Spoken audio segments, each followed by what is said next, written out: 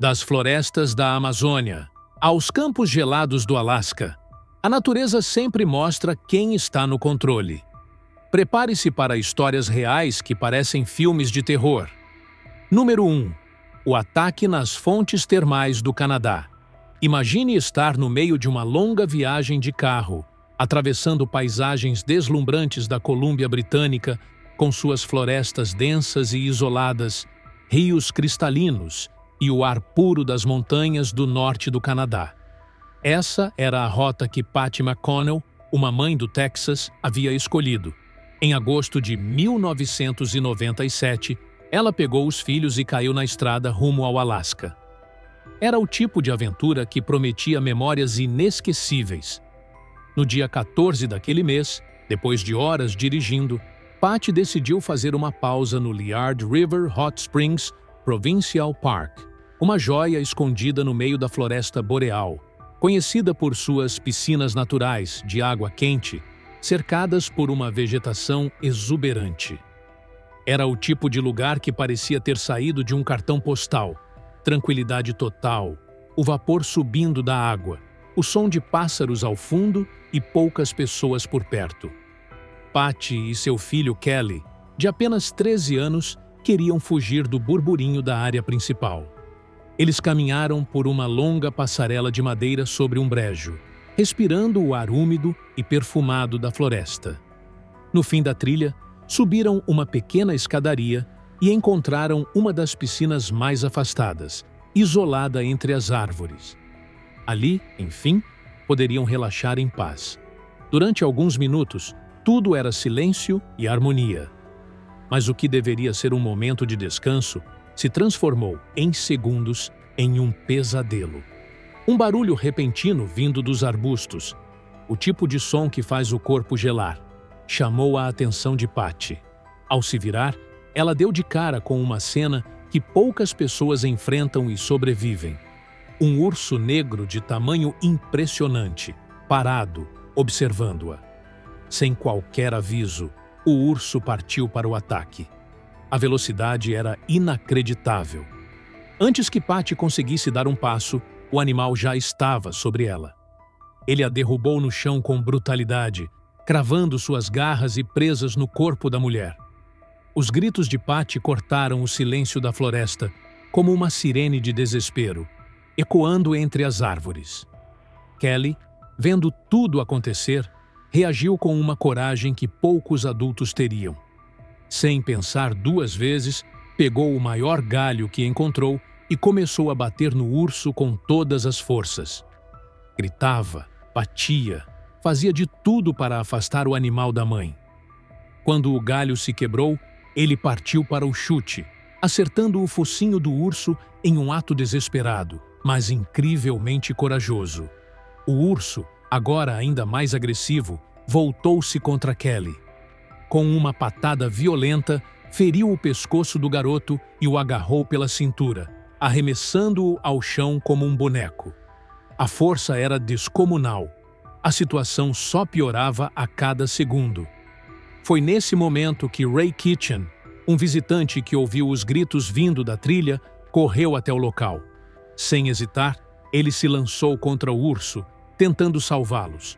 A luta foi intensa, mas Ray estava em clara desvantagem. Durante a briga, o urso empurrou Ray da passarela, fazendo os dois rolarem por uma encosta íngreme. Lá embaixo, Ray sofreu ferimentos letais no pescoço. Ele morreu tentando salvar pessoas que nunca tinha visto antes. Outro visitante também tentou ajudar e acabou gravemente ferido. A tensão só acabou com a chegada de dois homens armados com rifles de caça. Eles conseguiram matar o urso com tiros precisos, encerrando finalmente o ataque. Mas o preço já havia sido altíssimo. Patty, mesmo lutando até o último segundo pela vida do filho, não resistiu aos ferimentos. Ela morreu ali, como uma verdadeira mãe protetora.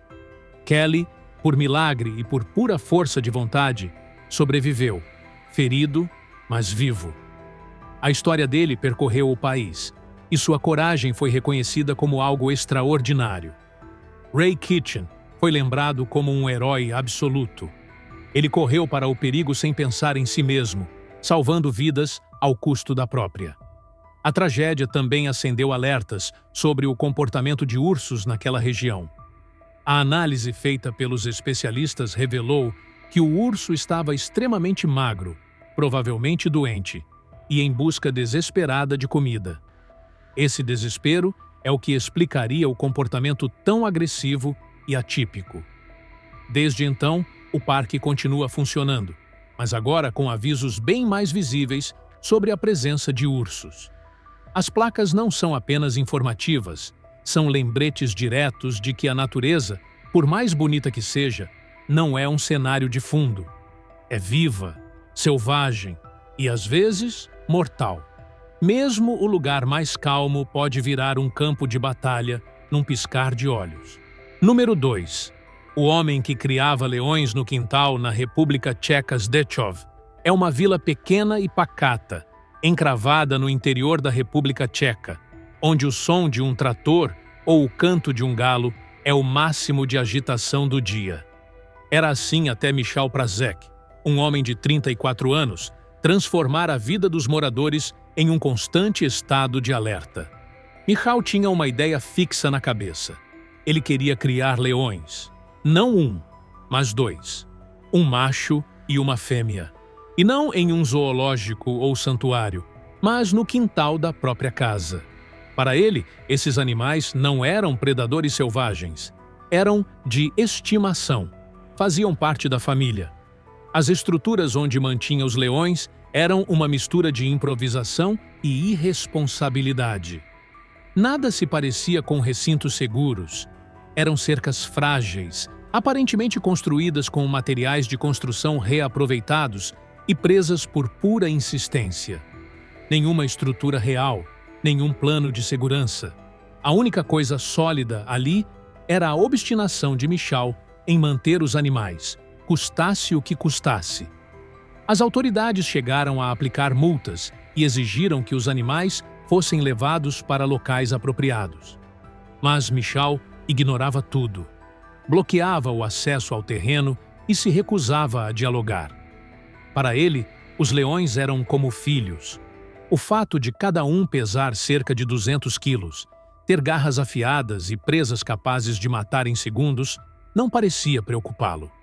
O mais chocante é que Michał também levava os leões para passear. Sim, passeava com um leão na coleira pela vila, como se estivesse andando com um labrador.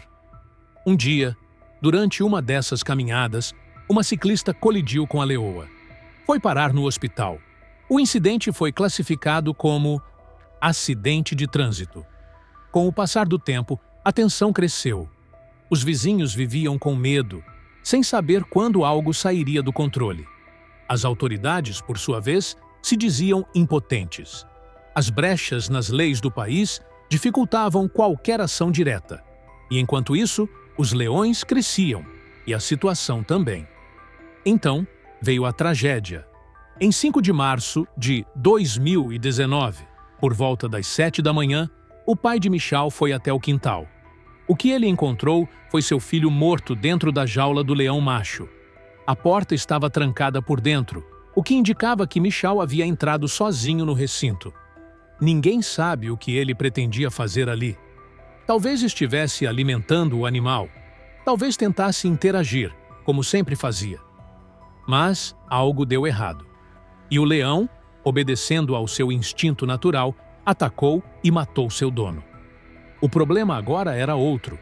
O corpo estava dentro da jaula, ao lado de 2 leões vivos. Autoridades sabiam que qualquer tentativa de resgate seria um risco extremo. A única solução foi abater os 2 animais.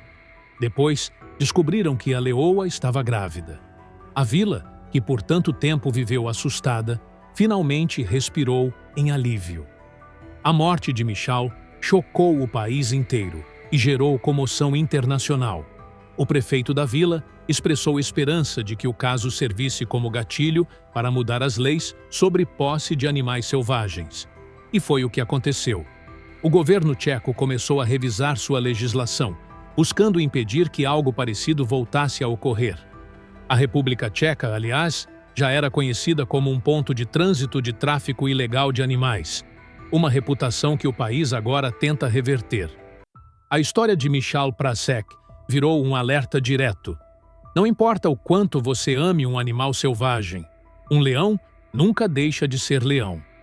E a natureza, quando contida artificialmente, um dia explode. Número 3. O passeio no safari que terminou em tragédia na China.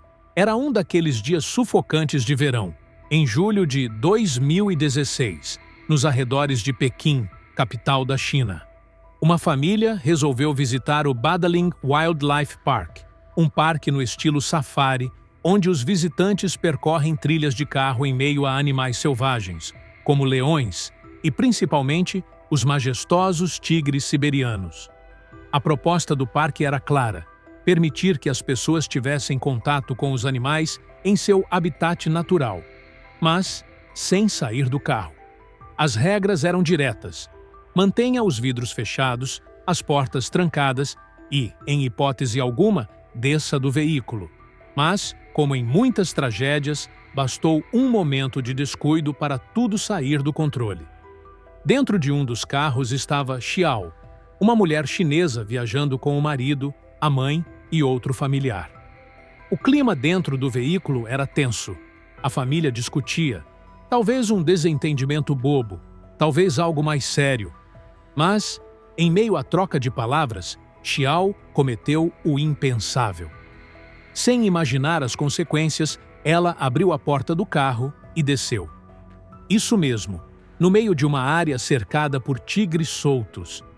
É possível que ela só quisesse esfriar a cabeça ou sair do ambiente abafado, mas ali, em questão de segundos, tudo mudaria. Enquanto ela ainda estava perto do carro, a vegetação ao redor pareceu se mover como se tivesse vida própria.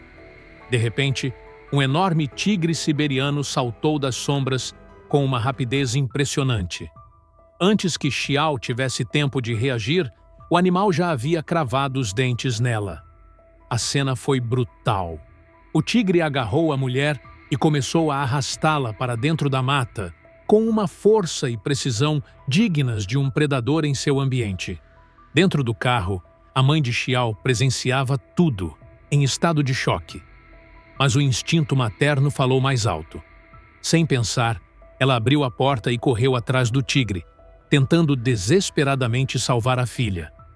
Foi um ato de coragem extrema e de amor incondicional. Só que, infelizmente, a natureza não oferece pausas nem piedade. Um segundo tigre apareceu, maior, mais agressivo e talvez ainda mais faminto. O ataque foi instantâneo. A mãe de Xiao foi derrubada com uma violência impressionante e, diferentemente da filha, não resistiu. Morreu ali mesmo, diante dos olhos da família.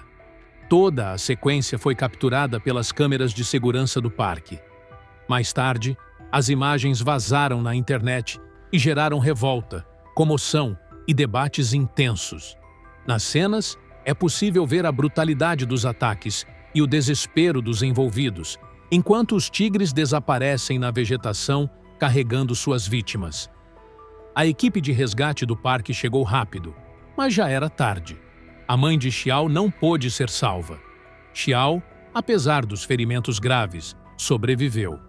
Mas o trauma físico e emocional ficaria marcado para sempre. O incidente causou uma avalanche de críticas e levantou uma série de perguntas difíceis. O parque tinha regras claras, placas de aviso, instruções verbais e documentos assinados pelos visitantes antes da entrada. Mesmo assim, Xiao alegou que não sabia dos riscos, que não entendeu o que havia assinado e pensava se tratar apenas de um formulário burocrático, não um termo de responsabilidade sobre o perigo real. Além disso, ela acusou o parque de não agir a tempo. Afirmou que havia um carro de segurança nas proximidades e que os funcionários poderiam ter reagido mais rápido. As alegações dividiram a opinião pública chinesa.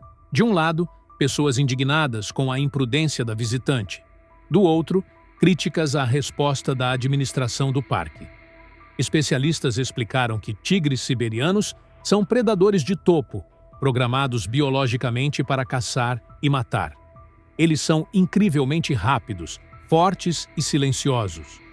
Uma vez que escolhem um alvo, não há gritos, negociação ou arrependimento que interrompa o ataque. Na natureza, tudo acontece em segundos. Depois do ocorrido, o parque revisou seus protocolos de segurança, reforçou placas e alertas, mas a tragédia já havia deixado sua marca. A lição? Em ambientes selvagens, regras não são sugestões.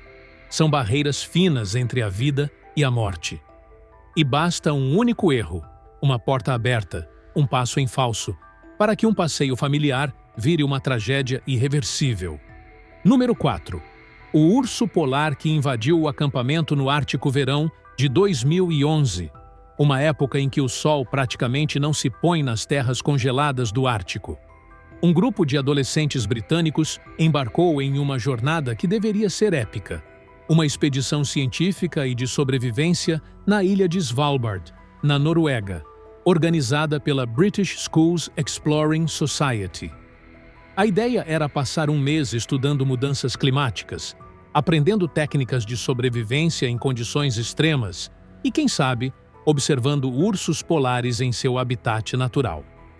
Entre os participantes estava Horatio Chappell, um jovem de 17 anos com futuro promissor e o sonho de se tornar médico. Logo ao chegarem, os organizadores garantiram que tudo estava sob controle.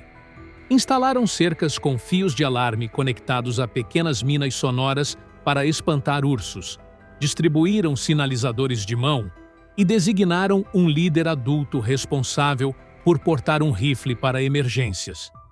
Mas nada disso seria suficiente. Poucos dias após montarem o acampamento, surgiram os primeiros problemas. Alguns fios de alarme estavam mal instalados e simplesmente não funcionavam. Também não havia sinalizadores para todos os adolescentes, deixando parte do grupo vulnerável. E o rifle era um modelo antigo, difícil de manusear, um verdadeiro peso morto diante de uma ameaça real. Na madrugada de 5 de agosto, enquanto todos dormiam em suas barracas, um urso polar, provavelmente faminto e desorientado pelas mudanças no ecossistema local, entrou silenciosamente no acampamento. Sem barreiras funcionando, sem alarme disparado, o animal encontrou o grupo completamente indefeso. A primeira barraca que o urso atacou foi justamente a de Horatio. Em questão de segundos, o caos se instalou. O urso rasgou o tecido com facilidade e mordeu um dos colegas de Horatio na cabeça. Em seguida, agarrou Horatio e o arrastou para fora da barraca, desferindo golpes brutais, enquanto os demais corriam para todos os lados, tentando escapar. Os gritos cortaram o silêncio gelado, ecoando pelo campo coberto de neve. 2 adultos tentaram reagir com o rifle, mas ele falhou repetidamente. Só depois de vários disparos e muita tensão, conseguiram abater o animal. Mas já era tarde. Horatio havia morrido. Outros 4 integrantes do grupo, incluindo os adultos, estavam feridos, alguns com lesões sérias. A tragédia foi um choque global. A imprensa britânica cobriu intensamente o caso e especialistas começaram a questionar tudo: o planejamento da expedição, a qualidade dos equipamentos, o treinamento dos líderes e até a decisão de levar adolescentes para um ambiente tão hostil. Para a família de Horatio, a dor era indescritível. Um jovem cheio de vida, inteligente, curioso e apaixonado pela natureza, morto de forma brutal por um erro evitável. O caso serviu de alerta definitivo sobre os riscos extremos das regiões polares e sobre como a natureza, quando negligenciada, cobra caro. Hoje, Horatio é lembrado como símbolo da responsabilidade que se deve ter ao explorar o mundo selvagem. Sua memória continua viva entre amigos, familiares e aqueles que, como ele, acreditam que o conhecimento e a aventura devem sempre andar de mãos dadas com a segurança. Número 5. O urso de estimação que matou sua dona em outubro de 2019, em Ross Township, uma comunidade pequena e silenciosa na Pensilvânia, nos Estados Unidos. Era um domingo como qualquer outro, até que tudo saiu do controle de forma irreversível. Kellyanne Walls, de 37 anos, era conhecida por sua paixão intensa por animais. Mas não estamos falando de amor por bichos de estimação comuns. Ela criava leões, tigres, pumas e um urso negro de cerca de 160 quilos chamado Teddy. Sim, um urso, e não num zoológico, mas em seu próprio quintal. Por quase uma década, Teddy foi tratado como parte da família. Kellyanne o alimentava, limpava sua jaula e cuidava dele diariamente. Ela havia entrado naquele cercado dezenas de vezes sem nenhum incidente. Para ela, Teddy não era um animal selvagem. Era um amigo grande e peludo. Na tarde de 4 de outubro, ela fez exatamente o que fazia sempre. Pegou um pouco de ração para cachorro, jogou em um canto da jaula para distrair o urso e entrou no recinto para fazer a limpeza. Mas, por algum motivo, naquele dia, algo mudou. Talvez tenha sido o ar mais frio do outono, ou o instinto de hibernação começando a despertar dentro do animal. Talvez tenha sido apenas o tempo, aquele momento inevitável em que o selvagem deixa de lado qualquer aparência de domesticidade. O fato é que Teddy atacou. O urso avançou sobre Kellyanne com uma violência terrível. O barulho chamou a atenção dos filhos dela, que presenciaram o ataque horrorizados. Em pânico, eles correram até a casa do vizinho, Scott Caston, um professor do ensino médio. Ao ouvir duas crianças gritando sobre um urso atacando a mãe, Scott não hesitou. Pegou seu revólver calibre .357 e correu até a casa dos Walls. O que ele encontrou foi uma cena de horror. Kellyanne inconsciente e Teddy ainda agressivo. O urso então virou-se para Scott, que teve que decidir, esperar e talvez ser a próxima vítima ou agir. Scott puxou o gatilho. O tiro foi certeiro e Teddy caiu morto na hora. Com o urso abatido, ele correu até Kellyanne e chamou ajuda. Mas os socorristas, ao chegarem, apenas confirmaram o óbito. A morte de Kellyanne abalou profundamente a comunidade. Ela era descrita como gentil, apaixonada pelos animais e dedicada à causa da preservação. Mas a tragédia trouxe à tona uma série de questionamentos. O marido dela, Michael Walls, havia deixado expirar as licenças para manter animais exóticos mais de um ano antes. Embora inspeções anteriores não tivessem apontado falhas estruturais, especialistas do órgão de fauna sempre deixaram claro: nenhum animal selvagem é, de fato, domesticável. A história de Kellyanne virou uma lição dolorosa sobre os limites do afeto e da convivência com criaturas selvagens. Por mais amor que exista, por mais tempo que se conviva, um urso é, e sempre será, um urso. E quando o instinto fala mais alto, não há carinho que o contenha. A natureza é, ao mesmo tempo, fascinante e implacável. Ela nos presenteia com paisagens de tirar o fôlego, encontros inesquecíveis e momentos de paz profunda, mas também pode nos lembrar, da forma mais dura possível, que não somos os donos desse mundo. Cada uma dessas histórias é um alerta real. Por mais que amemos os animais, por mais que confiemos em nossa experiência ou sintamos que temos tudo sob controle, o instinto selvagem sempre estará lá, latente, imprevisível, pronto para se manifestar quando menos esperamos. Seja em um parque natural no Canadá, no quintal de casa ou dentro de um carro no meio de um safari, o respeito pela natureza e pelos seus limites não é opcional. É a diferença entre voltar para casa com boas memórias ou não voltar. Por isso, da próxima vez que você estiver diante de um animal selvagem ou em território desconhecido, lembre-se: na natureza, as regras são dela, e esquecer disso pode custar caro. Se tiver gostado do vídeo, deixe seu like e inscreva-se em nosso canal para acompanhar todas as novidades. Te encontro em um desses vídeos que estão aparecendo agora na sua tela. Cuidem-se, pessoal!